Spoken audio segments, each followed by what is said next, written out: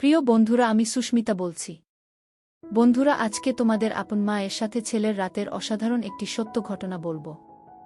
শেষ পর্যন্ত শুনলে তোমাদের ওটা আর স্থির থাকবে না। আমি অভ্রনীল, পুরো নাম অভ্রনীল ঘোষ চৌধুরী। মা ভালোবেসে রুদ্র বলে ডাকে। বয়স 18 বছর, এবং এটা আমার গল্প, বা বলা যেতে পারে আমার এবং আমার মায়ের গল্প। এটা একটা সত্যি ঘটনা, তাই আমি চাই যে আমার দর্শকরা পূর্ণ সত্যিটার সাথে পরিচিত হোক। আমার প্রতিটা অনুভূতি, আমার রস আস্বাদনের তৃপ্তি, সবটাই যাতে আমার দর্শকরা অনুভব করতে পারে। আমার মায়ের সাথে আপনাদের পরিচয় করিয়ে দিই। আমার মায়ের নাম শ্রীমতী জয়শ্রী ঘোষ চৌধুরী, বয়স 38 বৎসর। গায়ের রং শ্যামলা, কিন্তু ভারী মিষ্টি চেহারা, এবং তার থেকেও বেশি মিষ্টি ওনার হাসিটা। মায়ের মনটা ভারী সরল, তবে বুদ্ধি তীক্ষ্ণ। কিন্তু যত বুদ্ধি সব বাইরের জগতের ক্ষেত্রে। আমার বেলায় মায়ের শুধু সরলতা আর ইমোশন কাজ করে। আমার বাবা অনির্বাণ ঘোষ চৌধুরী একজন লেক এজেন্ট এবং কিছু অন্যান্য ব্যবসা করে। মাও কর্মরত। সব মিলিয়ে সংসারে কোনো রকম কোনো অভাব নেই। আমি স্কুলে পড়ি, বর্তমানে ক্লাস 9। বাড়িতে আমরা 3 জন ও আমার ঠাকুমা থাকি। ঠাকুমার বয়স 80 বছর। উনি বেশিরভাগ সময় ওনার রুমেই থাকেন এবং ঈশ্বর আরাধনায় নিজেকে মগ্ন রাখেন। আমার মায়ের প্রতি কোনো রকম কোনো দৃষ্টি শুরুতে আমার ছিল না। ছোটবেলায় সব ছেলেরা যে চোখে নিজের মাকে দেখে, আমিও সেভাবেই দেখতাম। কিন্তু আমার একটা বৈশিষ্ট্য ছোটবেলার থেকেই ছিল, মোটামুটি 12 বছর বয়স থেকে, সেটা হচ্ছে নেক ফিহেস, বা মহিলাদের গলার প্রতি এক অদ্ভুত আকর্ষণ। আর আমার মায়ের প্রতি আমার সূত্রপাত ঘটে আমার এই ফিহেসের দ্বারা। আমি শুরুতে ফেটিশ কি জিনিস জানতাম না, শুধু দেখতাম যে মহিলাদের গলা দেখতে অথবা ছুতে আমার খুব ভালো লাগত। সে বয়সে মহিলা বলতে তো শুধুমাত্র স্কুলের শিক্ষিকারা। মায়ের দিকে শুরুতে সেই দৃষ্টি পড়েনি। তখন শুধু স্কুল শিক্ষিকাদের গলা নানা বাহানায় স্পর্শ করতাম এবং তাতেই তৃপ্তি পেতাম। আস্তে আস্তে বয়স বাড়ল। বয়সের সাথে সাথে আমার পিপাসাও বাড়ল। কিন্তু নেক ফেটিশটা বা মহিলা গলার প্রতি লোভটা কিন্তু আমার রয়ে গেল। যখন আমার বয়স 18, তখন হঠাৎ একদিন আমার দৃষ্টিতে মা ধরা দিল। তখন গরমের ছুটি চলছিল। আমি বাড়িতে, বাবা বাইরে কাজে গেছেন, ঠাকুমা নিজের রুমে নিজের মনে আছেন, এবং মায়েরও কোনো কারণে অফিস ছুটি, তাই মা ও বাড়িতে। সেদিন অসম্ভব গরম পড়েছিল আর আমরা সবাই গরমে ঘেমে একাকার। আমি ড্রয়িং রুমে বসে টিভি দেখছিলাম আর মা রান্নাঘরে কাজে ব্যস্ত ছিল। আমার পিপাসা পাওয়াতে গেলাম রান্নাঘরে জল খেতে। রান্নাঘরে গিয়ে দেখি মা মাটিতে বসে সবজি কাটছে। রান্নার লোক সেদিন আসেনি। রান্নাঘরে ফ্যান না থাকার জন্য মায়ের একেবারে নাজেহাল অবস্থা। পুরো শরীর ঘামে একেবারে ভিজে গেছে। তখনও আমার মনে মায়ের প্রতি কোনো পাপ চিন্তা ছিল না। আমি নির্বিকার মনে জল খাবার জন্য মায়ের পেছনে রাখা শেলফ থেকে জালের বোতল নেবার জন্য মায়ের পাশ দিয়ে মায়ের পেছনে চলে গেলাম। জলের বোতল নিয়ে আমি জল খেতে খেতে সামনের দিকে, মানে মায়ের দিকে ঘুরলাম। মা আমার ঠিক সামনে বসে সবজি কাটছিল আর আমি একদম মায়ের পেছনে। আমাদের রান্নাঘরটা ছোট। মায়ের কাছাকাছি দাঁড়ানো সত্ত্বেও এর আগেই কোনোদিন কোনো পাপ চিন্তা আমার মনে আসেনি। কিন্তু সেদিন জল খেতে খেতে হঠাৎ কি মনে হলো, একবার নিচে মায়ের দিকে তাকালাম। দেখে আমি আর থাকতে পারলাম না, অনুভব করলাম আমার ওটা দাঁড়িয়ে পড়েছে। সেদিনই তখন জীবনে প্রথমবার আমার মনে আমার মাকে নিয়ে লোভ জন্মালো। আমি ভাবতে থাকলাম, আমি আমার স্কুল শিক্ষিকাদের ক্ষেত্রে যেরকম বাহানা দিয়ে ওনাদের স্পর্শ করতাম, সেরকম একটা বাহানা করতে থাকলাম মনে মনে। এক সময় আমি মাকে বলে উঠলাম, মা, মা বল কি হয়েছে? মা তোমার গলায় কি একটা আছে? মা আমার গলায়? আমার গলায় আবার কি থাকবে? না মা, তোমার গলায় কি একটা লেগে আছে। মা, কই, বলে মা নিজের হাত দিয়ে একটু নিজের গলাটা পরিষ্কার করার চেষ্টা করল। এদিকে আমি তো নিজেকে সামলাতে পারছিলাম না। আমি বললাম, হয়নি মা, এখনো লেগে আছে।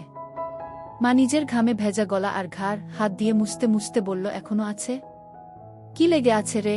আমি দূর থেকে বুঝতে পারছি না। আমাকে তোমার গলার কাছে গিয়ে দেখতে হবে। মনে হয় পিঁপড়ে বা এমনি নোংরা। আমি তোমার গলার কাছে এসে দেখব মা, কি লেগে আছে। মা, আচ্ছা থাক লেগে। আমার গলায় কি লেগে আছে না আছে তোকে দেখতে হবে না। তুই পড়তে বসগে, যা। শুধু পড়ায় ফাঁকি দেয়া। সকাল থেকে তো পড়তেই বসলি না। আমার মনটা খারাপ হয়ে গেল। ভাবছিলাম এই সুযোগটা হাতছাড়া হয়ে গেল বুঝি। কিছু একটা করতে হবে। আমি বললাম, হ্যাঁ যাচ্ছি পড়তে, কিন্তু তোমার গলায় ওটা লেগেই থাকবে? দেখতে কেমন একটা লাগছে। মা, কি এমন লেগে আছে রে? কি? এই বলে মা আবার নিজের দুহাত দিয়ে নিজের গলাটা ভালো করে ম্যাসেজ করার মতো ডোলে পরিষ্কার করার চেষ্টা করল। আমি, উহু, এখনো লেগে আছে, যায়নি। আসলে তোমার গলাটা ঘামে ভিজে আছে তো তাই বোধহয় যাচ্ছে না। এদিকে আসলে মায়ের গলায় কিছু ছিলই না শুরু থেকে। মা তো আর সেটা জানত না, তাই মা আমার নাটক ও পাপ বুদ্ধিটাও বুঝতে পারছিল না। মা এবার খানিকটা বিরক্ত হয়েই বলল, দাঁড়া তো, আয়নায় গিয়ে দেখি। আমি ভাবলাম, যা সর্বনাশ, আয়নায় দেখলে তো মা বুঝে যাবে যে মায়ের গলাতে কিছু লেগে নেই আর আমার কার্যসিদ্ধি হবে না। সাথে সাথে আমি বলে উঠলাম, মা, আমি তোমার গলাটা পরিষ্কার করে দেব। তুমি আবার কেন উঠবে? মা, আচ্ছা ঠিক আছে দে, কিন্তু তাড়াতাড়ি করে পড়তে যা, কোনোরকম কোনো ফাঁকিবাজি না। আমি তো এই কথা শুনে মহা আনন্দে মনে মনে লাফাচ্ছি। আমি মায়ের একেবারে সামনে গিয়ে হাঁটু গেড়ে বসলাম। বললাম, দেখি মা, একটু গলাটা উঁচু করো, মানে একটু উপর দিকে তাকাও। মা আমার কথা মতন একটু মাথা উঁচু করল। আমার সামনে আমার মা তার গলাটা সমর্পণ করে দিল, ঠিক যেন একটি হরিণ নিজেকে একটি ক্ষুধার্ত সিংহের সামনে সমর্পণ করে দিচ্ছে। মায়ের গলায় কোনো তিল নেই, তবে দেখলাম মায়ের ডান ঘাড়ে একটা ছোট্ট বাদামি তিল আছে। গলার মাঝখান দিয়ে দুটো রেখা চলে গেছে পাশাপাশি, মানে দুটো গলার ভাঁজ আর কি। আমি কাপা কাপা হাতে মায়ের গলা স্পর্শ করলাম। প্রথমে আস্তে করে ছুতেই অনুভব হলো যে মায়ের গলাটা কি নরম ও চামড়াটা কি মসৃণ। আমি আর থাকতে পারলাম না, আমার পুরো ডান হাত দিয়ে মায়ের গলাতে বোলাতে লাগলাম। এই সব কিছু কয়েক মিনিটের মধ্যে ঘটে গেল। মা বলল, কি রে হয়েছে? আমি, মা, আরেকটু মাথাটা উঁচু করো, তোমার গলার ভাঁজে আটকে গেছে। গলাটা পুরো স্ট্রেচ না হলে পরিষ্কার হচ্ছে না। এই শুনে মা নিজের মাথাটাকে আরও পেছন দিকে করার চেষ্টা করল। আমি মায়ের থুতনি ধরে আরেকটু উপর দিকে করে দিলাম, যাতে মায়ের গলাটা পুরোপুরি আমার সামনে মেলা থাকে। আমি তাকিয়ে একবার দেখে নিলাম যে মায়ের দৃষ্টি ওপরে ছাদের দিকে, মানে আমি সামনে। মায়ের গলা নিয়ে কি করছি মা দেখতে পারবে না। আমি বললাম, মা, আমি একটু তোমার গলার কাছে এসে ফু দিচ্ছি, যাতে তাড়াতাড়ি পরিষ্কার হয়ে যায়, ঠিক আছে? মা, আচ্ছা ঠিক আছে, যা করার তাড়াতাড়ি কর, আমার অনেক কাজ পড়ে আছে। আমি, হ্যাঁ মা, বলে একেবারে মায়ের গলার কাছে নিজের ঠোঁট নিয়ে গেলাম আর মৃদু ফু দিতে থাকলাম মায়ের সারা গলায়। একসময় থাকতে না পেরে মায়ের গলার একদম মাঝখানে একটা হালকা হামি দিয়ে ফেললাম। তারপর ভয় ভয় মায়ের দিকে তাকিয়ে দেখলাম একবার যে মা কিছু টের পেল কিনা। মা আমি কি করছি দেখতে না পেলেও আমার স্পর্শ তো অনুভব করতেই পারছিল। আমার ভয় হচ্ছিল যে মা নিজের গলায় আমার স্পর্শ অনুভব করে ফেলল কিনা, আমার হাতের স্পর্শ আর ঠোঁটের স্পর্শের মধ্যে তফাৎ ধরে ফেলল কিনা। কিন্তু দেখলাম যে না, মা কিছু বুঝতে পারেনি। আমারও সাহস বেড়ে গেল। মা হঠাৎ নিজের দুহাত দিয়ে আমাকে এক ঝাটকা দিয়ে দূরে ফেলে দিল। হঠাৎ ধাক্কা খেয়ে আমি পেছনে হেলে বসে পড়লাম ও নিজের সম্বিত ফিরে পেলাম। মায়ের দিকে তাকিয়ে দেখি মা গম্ভীর হয়ে নিজের আঁচল ঠিক করছে আর এক হাতে সবজি তুলছে। মা সঙ্গে সঙ্গে একটা হাত দিয়ে নিজের আঁচল নিয়ে নিজের গলাকে ভালো করে মুছে নিল। আমি খানিকটা ভয় পেয়ে বললাম, মা কি হলো? মা, কি হবে আবার? তুই পড়তে যা। আমি, না মানে তোমার গলা পরিষ্কার করছিলাম, তুমি হঠাৎ ধাক্কা দিলে। মা বড় বড় চোখে আমার দিকে তাকিয়ে একটু গম্ভীর হয়ে বলল, তোর পড়ায় ফাঁকি দেয়ার বাহানা কি আমি বুঝি না মনে করেছিস? সকাল থেকে এক লাইনও পারিসনি, যা পড়তে বস। আমি, কিন্তু তোমার গলাতে তো এখনো একটু লেগে আছে। মা, লেগে থাক আমার গলাতে, যা খুশি। তোকে আমার গলার দিকে খেয়াল রাখতে হবে না। আমি একটু পরে স্নান করতে যাব, তখন এমনিতেই পরিষ্কার হয়ে যাবে। আমি একটু মনে মনে ভয় পেলাম। তাহলে কি মা বুঝে গেল আমার মনের পাপ? এই ভাবতে ভাবতে আমি আস্তে আস্তে মুখ নিচু করে চলে যেতে লাগলাম। তখনই মা আমার পেছন থেকে মিষ্টি গলায় বলে উঠল, কষ্ট পাসনে বাবা, আমি তো তোর ভালো জন্যই বলি। আমি বুঝি তোর বয়সে পড়তে ইচ্ছে না হওয়াটাই স্বাভাবিক, মন শুধু ফাঁকি দিতে চায়। কিন্তু বাবা, পড়াশোনা না করলে তো ভবিষ্যৎ অন্ধকার। আমার আর বুঝতে বাকি রইল না যে আমার অতীব সরল মা আমার মনের ভেতর কি পাপ চলছে তা একটুকুও বুঝতে পারেনি। আমি নিশ্চিন্ত হয়ে বললাম, মা সরি, তুমি চিন্তা করো না, আমি ভালো করে পড়াশোনা করব। আমার কথা শুনে মায়ের মুখে একটা মিষ্টি হাসি ফুটে উঠল আর আমিও রান্নাঘর থেকে চলে গেলাম। অল্পটুকু স্বাদ পাওয়ার পর থেকে আমার মন পাপ চিন্তায় ভরে উঠল। যেই মহিলাকে আমি এতদিন শুধু মা হিসেবে পুজো করে এসেছি, সেই মহিলা, সেই নারী এখন আমার কাছে একটা তৃপ্তির দেহ মাত্র, যেটা দিয়ে আমার বাসনার পিপাসা তৃপ্ত মিটাতে পারব। আমার মন তৎপর হয়ে উঠল। মা শব্দটা আমার কাছে একটি দারুণ অনুভূতির শব্দ হয়ে উঠল। আমার হঠাৎ মায়ের বলা কথাটা মনে পড়ল। মা স্নান করতে যাবে। হঠাৎ দেখি মা জল ভরা বালতি নিয়ে আমার রুমে এসে হাজির। বুঝলাম কাজের মাসি আসেনি, তাই মাকেই ঘর মুছতে হচ্ছে। মা বলল, এই যে, হয় ঘরের বাইরে যা, নয় খাটের উপর পা উঠিয়ে বস, ঘর মুছব। আর খবরদার বলে দিচ্ছি, যতক্ষণ না ঘর শুকোচ্ছে মাটিতে পা ফেলবি না, ঠিক আছে? আমি সজোরে মাথা নাড়িয়ে আমার সম্মতি জানালাম এবং তাড়াতাড়ি খাটে উঠে ইঙ্গিত দিলাম যে আমি রুমেই থাকছি। মা নিজের শাড়ির আঁচল কোমরে গুজে হাঁটু গেড়ে বসে পড়ল এবং নিজের মতো ঘর মোছা শুরু করল। আমার খাটে সব সময় একটা পড়ার বই খোলাই থাকে, তখনও ছিল, আর ওটাই আমাকে তখন বাঁচালো, নয়তো আবার পড়াশোনায় ফাঁকি দেওয়ার জন্য মায়ের বকুনি খেতে হতো। আমি বইটা নিয়ে পড়ার ভান করতে লাগলাম। কয়েক সেকেন্ড পর একবার আর চোখে মায়ের দিকে তাকালাম। তাকিয়ে যা দেখলাম তাতে আমার চক্ষু ছানাবড়া হয়ে গেল। ঘরে ফ্যান চলা সত্ত্বেও মা তখনও ঘামছে।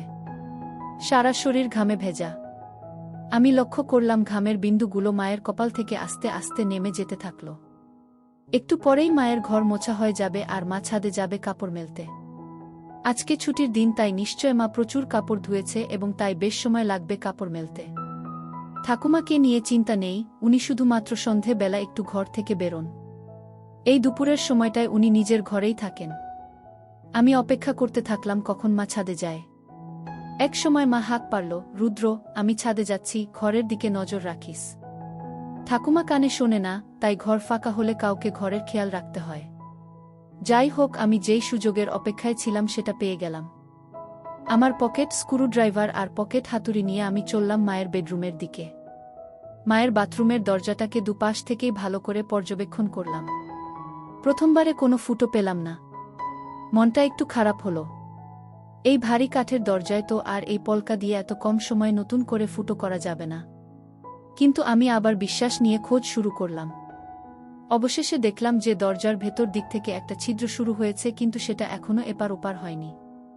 আমি সঙ্গে সঙ্গে আমার হাতিয়ার দিয়ে ফুটোটাকে বড় এবং সম্পূর্ণ করতে লেগে গেলাম।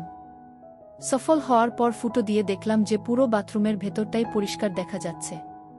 আমি আনন্দে আত্মহারা হয়ে উঠলাম। আমি মায়ের বেডরুম থেকে যাওয়ার আগে ফুটোটাকে সাময়িকভাবে একটা ছোট্ট কাঠের টুকরো দিয়ে বন্ধ করে আসলাম, যাতে মায়ের সন্দেহ না হয়। এরপর অপেক্ষা করতে থাকলাম কখন মা স্নানে যায়।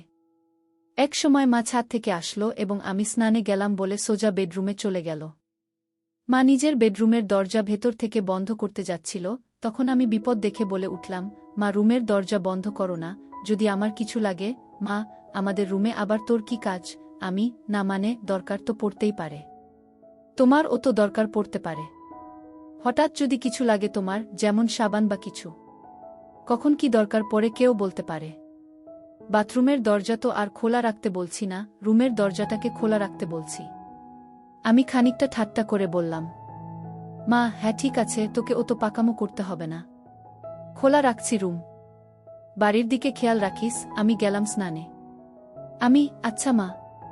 মা বাথরুমে ঢোকার 2 সেকেন্ডের মধ্যে আমি মায়ের রুমে ঢুকে একেবারে বাথরুমের দরজার সামনে চলে গেলাম। স্ক্রু ড্রাইভার দিয়ে খুঁচিয়ে দরজার ফুটোটার থেকে কাঠের টুকরোটা বের করতে আমার বেশি সময় লাগল না। আমার সামনে তখন আমার যত্নে তৈরি করা দরজার বড় ফুটোটা খোলা।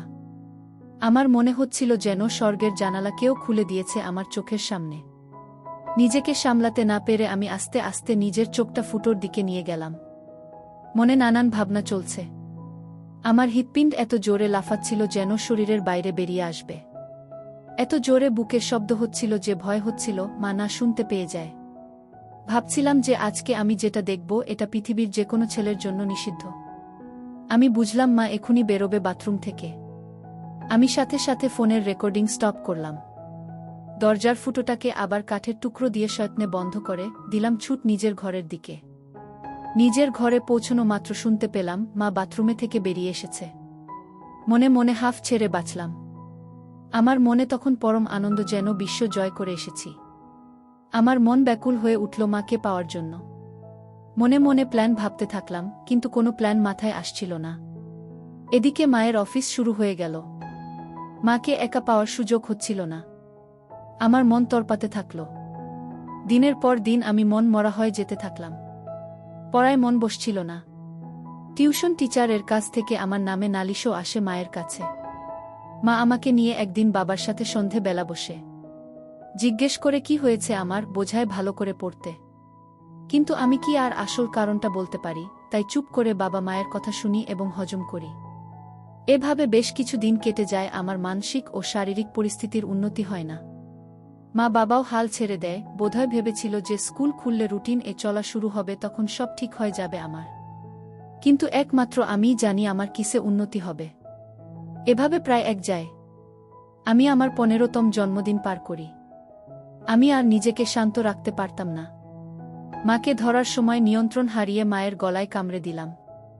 অমনি মা আমাকে ঠেলে সরিয়ে দিয়ে বলল, শর্ত রুদ্র, বেয়াদব কথাকার, আজকাল একটু বেশিই গায়ে পড়ছিস।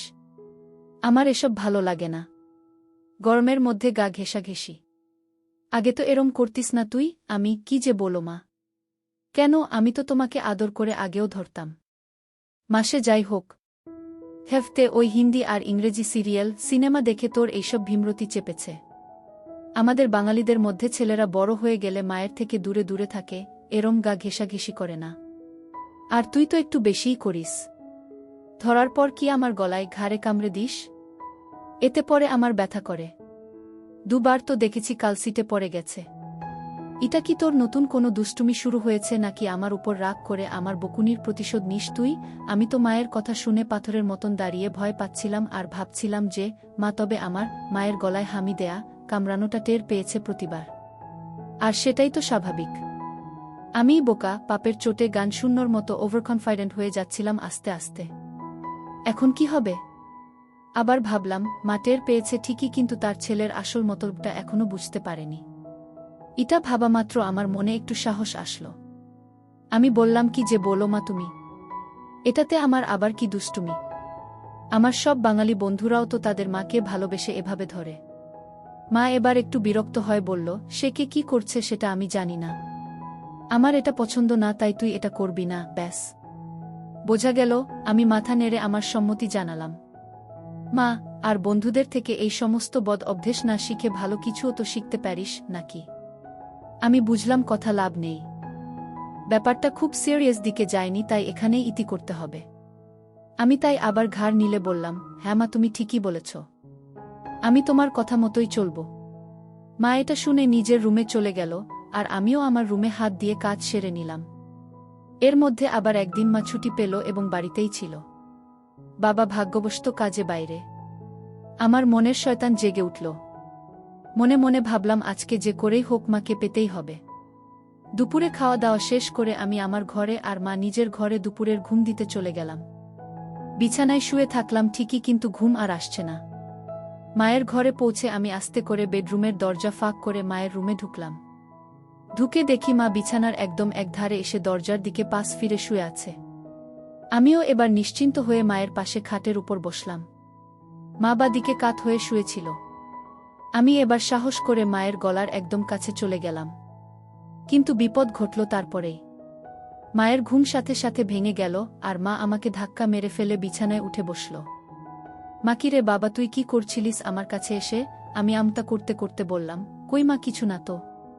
মা একটু রেগে গিয়ে বলল, কিছু না তো মানে? রুদ্র, দেখ, ভালো চাস তো সত্যি কথা বল। কি করছিলি তুই আমার এত কাছে এসে? আমি কোথায় মা? না না, আমি কোথায় তোমার কাছে ছিলাম? আমি তো তোমার পাশে খাটে বসেছিলাম। আমার আসলে ঘুম আসছিল না, তাই তোমার সাথে গল্প করতে এসেছিলাম।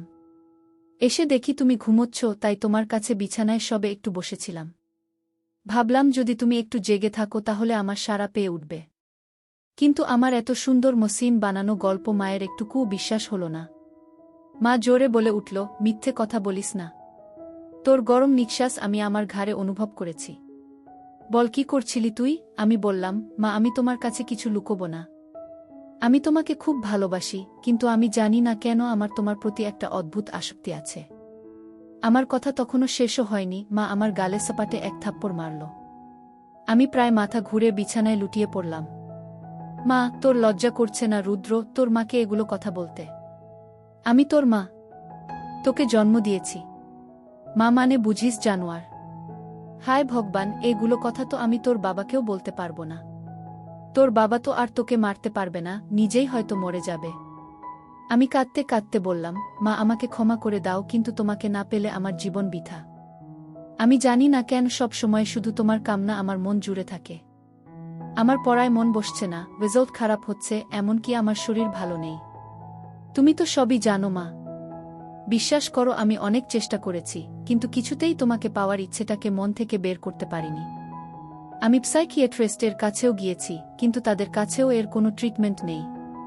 আমার অন্য কোনো মেয়েকে দেখলে এমন অনুভূতি হয় না যেমন তোমাকে দেখলে হয়।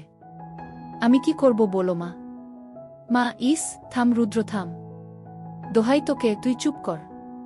আমার কান আর নিতে পারছে না। আমি চুপ করে নিচের দিকে তাকিয়ে থাকলাম। খানিকক্ষণ পর মাকে একটু শান্ত দেখলাম। বলল, রুদ্র বাবা শোনো, এটা হয়তো একটা বয়সের প্রবলেম। তুই চেষ্টা কর, দেখবি সময়ের সাথে ঠিক হয়ে যাবে। আমি সাহস করে বললাম, না মা, আমার তোমার প্রতি বাসনা ততদিন কমবে না যতদিন না আমি তোমাকে পুরোপুরিভাবে পাব। মা, তুই একটু বড় হয় যা, তোকে তাড়াতাড়ি বিয়ে দিয়ে দেব। কেন এই বুড়ি মায়ের পেছনে পড়েছিস বাবা? আমার মনে হলো এইবার বোধহয় মায়ের মাতিসুল ভাব জেগে উঠেছে। যেটা চায় যে তার সন্তান সব সময় সুখে থাকে, ভালো থাক। আমি ভাবলাম আমাকে মায়ের এই মনের ভাবকে কাজে লাগাতেই হবে।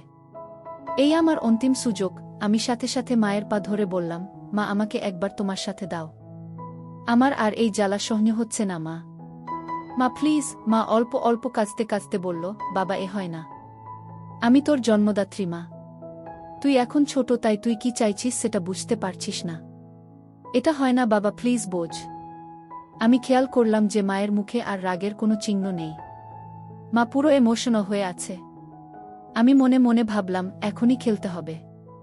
আমি সোজা হয়ে বসে আমার দুহাত দিয়ে মায়ের দুকাত ধরে ফেললাম আর মায়ের একদম কাছে চলে গিয়ে বললাম, মা প্লিজ একবার দাও। সব ঠিক হয়ে যাবে, প্রমিস। আর কোনো দিন তোমাকে বিরক্ত করব না। কোনো দিন কোনো কারো সাথে দুষ্টুমি করব না, ভালো করে পড়াশোনা করব, ভালো রেজাল্ট করব। প্লিজ মা, প্লিজ। আমি বলতে বলতে একটা হামি খেলাম আর বলতে থাকলাম, প্লিজ মা। মা গো, জাস্ট একবার প্লিজ। আর কিচ্ছু চাই না, শুধু একবার দাও। মা হঠাৎ একটা চিৎকার করে উঠল। আমি ভয় পেয়ে মায়ের মুখ আমার হাত দিয়ে চেপে ধরলাম আর মাকে বিছানায় ফেলে মায়ের উপর চেপে বসলাম। মায়ের বোধহয় দম আটকে যাচ্ছিল, আমাকে ইশারা করে বলল যে হাত সরাতে। আমি আস্তে করে হাত সরালাম। দেখি মা কিছু বলছে না, শুধু চুপ করে ছাদের দিকে তাকিয়ে আছে। আমি মন্ত্রের মতো শুধু বলে যাচ্ছি, মা প্লিজ। এক সময় মা বলে উঠল, রুদ্র তুই কি কোনোভাবেই মানবি না? আমি, না মা, তোমাকে আমার চাই। মা প্লিজ রাজি হয়ে যাও, প্লিজ। বোধহয় মা বুঝতে পেরেছিল যে আমি কিছুতেই মানবার পাত্র নই। মা একটা দীর্ঘশ্বাস ফেলল আর মুখটাকে আমার দিক থেকে সরিয়ে ডান দিকে ঘুরিয়ে বলল, ঠিক আছে। আমি যেন আমার কানকে বিশ্বাস করতে পারছিলাম না। এ যেন স্বপ্ন পূরণ। বুঝলাম যে মা নিজের ছেলের খুশির জন্য নিজেকে সমর্পণ করে দিচ্ছে।